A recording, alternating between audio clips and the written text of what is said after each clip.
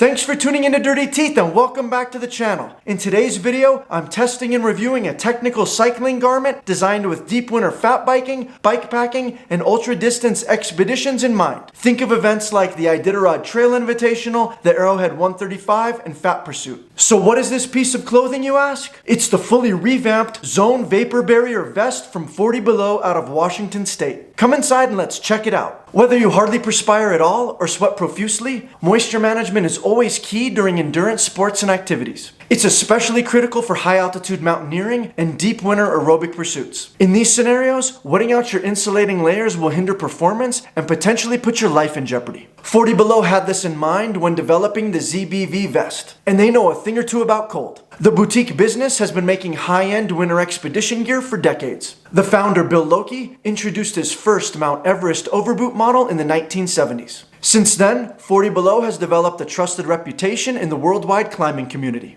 Their line of handcrafted merchandise has grown to include camp booties, insulated bottle covers, and other specialty gear. But insulated overboots are still their flagship product. I originally came across them while researching boot covers for winter fat biking ultras, which I'm still curious about and may eventually try, by the way. What the world needs now is love, sweet love. While scanning their website, I found this funky looking penguin vest and was instantly intrigued. So here we are. I gave them a shout and spoke with the company's president, Joel, and he was chock full of info. 40 Below actually introduced this unique vest way back in the 80s. The original version had a neoprene foam back with a fleece front. It was designed for climbing in uber cold environments like up on Mount Everest and Denali. The goal was to keep climbers' down suits and other insulating layers from getting wet. This happens often when perspiration gets trapped between clothing and backpacks. As wet layers start to freeze when physical activity slows, the chance for hypothermia increases, which is obviously no bueno, especially when you're exposed up on the world's highest mountains. Cut to today, and the newest version of the vest has been completely revamped. The intention is the same, but the focus is shifted to higher output winter ultras, including fat biking and Nordic skiing. Maybe you're thinking, do you really want to trap sweat against your back while you're riding a bike? Won't a wet base layer be counterproductive? Fair questions for sure.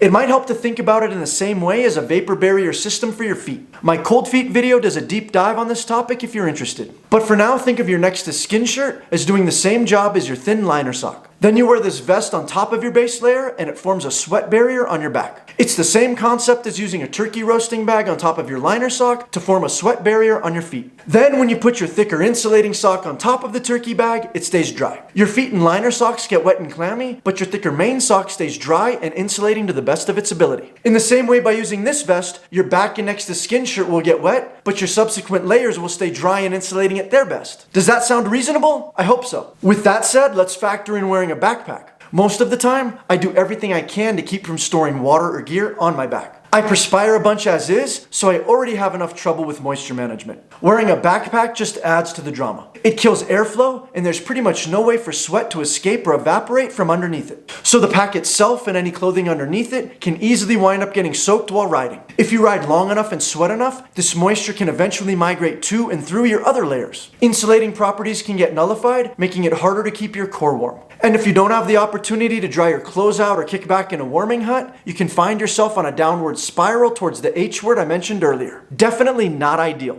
I'm not trying to be all doom and gloom, but this is the reality of deep winter bikepacking. As much as I'd love to simplify life and stay away from packs altogether, it's tough to do. These days, I carry a drone for filming videos like this. And on longer winter adventures, carrying a hydration pack is often the most practical option. You can carry higher volumes of water, access it easily, and with the proper precautions, not worry about it freezing. So with or without a vapor barrier, I've resigned myself to having a clammy back on many of my cold weather bike rides. The question is, am I wetting out my other layers as well, or keeping them warm and dry with some help from this little friend? There's no price tag on peace of mind. Let's shift gears and dig into the specs. The ZBV vest retails for $105. It packs up smaller than a Coke can, and depending on size, weighs about 140 grams. There's no pockets and no frills. The goal of the garment is super simple. Allow as much heat moisture to wick off and evaporate in the front while keeping all sweat from escaping out of the back. To achieve this, the front zone is made of a thin, quick-drying micromesh polyester fabric. It's stretchy and wicking and offers zero insulation. You'll notice the front is cut shorter than the back. This minimizes material that can collect moisture and get in your way while pedaling. It has large armholes for a free range of motion, and the front closure uses 4 low-profile snaps. I asked Joel about this choice in lieu of a more traditional zipper, and he offered a few reasons. It maximizes moisture passage, sheds weight, reduces sewing cost, and removes the chance for zipper failure. It took a lot of trial and error to find the right material for the backside. Eventually, they came up with the 4-way stretchy Lycra with a polyurethane coating for the vapor barrier. It flexes with your body movement, and the material goes up and over your shoulders to accommodate for backpack straps. The rear of the vest also has an extended tail. This maximizes coverage when you're hunched over on your bike and helps a little to insulate your kidneys and lower back. In terms of sizing, I was on the fence. I'm pretty much a true medium in base layers and jerseys. This vest comes in combined sizes, so I couldn't decide between a small medium and a medium large. Joel was happy to send me both sizes to figure it out. I tried them both, and the medium large worked best. The small medium was a little bit short in the front and a tad snug for my liking. The medium large fits perfectly, so I sent the other one back, done deal. For testing, I've been wearing the vest over a thin base layer as recommended. I've used it in temps ranging from sub-zero up into the mid-30s Fahrenheit and on rides of various lengths and exertion levels. I've worn it with a variety of layers, vests, jerseys, and jackets. I've used it with a hydration pack sandwiched between it and my next layer. I've also used it with the backpack I carry my drone in. The moral of the story is I've played with it in a bunch of scenarios to address the pros and cons, so I'll just cut straight to it. Plenty of room for air to escape up here. This part's getting a little sweaty, to be expected, but as long as I unzip, treat it like a normal base layer, not bad. But I'll tell you right now, my back is heating up crazy. I can feel my jersey back here super dry, even though I'm sweating pretty hard on the inside, so yeah. When I first put it on, I felt like I was rocking a tuxedo vest and getting ready for a wedding. You've got to admit it's pretty off the wall for a piece of cycling gear, but I can't look at it without smiling. It's comfy and light, it doesn't restrict movement, and I don't even realize that I'm wearing it. While riding, it's performing pretty much exactly as I hoped it would. Regardless of whether I'm wearing a backpack, a hydration pack, or just my normal layering pieces, the vest does its job. The low-cut V-neck and snap closures make it simps for heat to escape in the front. At first I wasn't sold on the snaps, but I've grown to enjoy their simplicity and additional venting. The thin, stretchy vapor barrier is unnoticeable on top of my next-to-skin layer. Yes, I feel moisture on my back, and my base layer does get wet, but I'm used to that already, with or without the vest. A quick note on base layers. I started testing the vest on top of one of my go-to Perlazumis, which I wear all the time. But Joel talked me into trying a fishnet shirt from a Norwegian company called Brynja. My buddy Hefe wore one on Fat Pursuit and also gives it a big thumbs up. Short story is I got one and I'm hooked. I've never had a base layer wick as well, dry as quickly, and keep me warm all at the same time. They look like those old high school football jersey belly shirts, but it's worth it. Anyway, back to the vest.